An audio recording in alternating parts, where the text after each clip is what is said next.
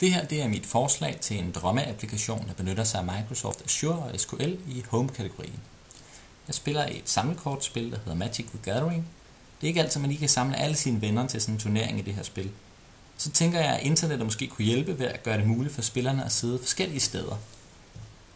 Det tænker jeg skulle ske ved, at hver spiller har placeret over et bord et webcam foran deres skærm.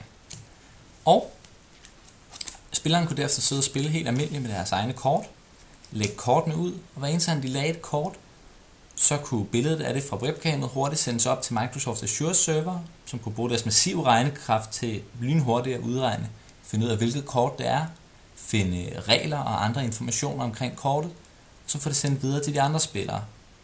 På den måde kunne systemet også ved hjælp af Microsoft SQL holde styr på, hvilke ting der er sket i spillet, og lynhurtigt vise sådan et kort overblik over, hvad der er sket de sidste par ture. Jeg forestiller mig, at spillet kunne integreres med en voice-over IP-service, og på den måde give en endnu mere realistisk tilgang til spillet.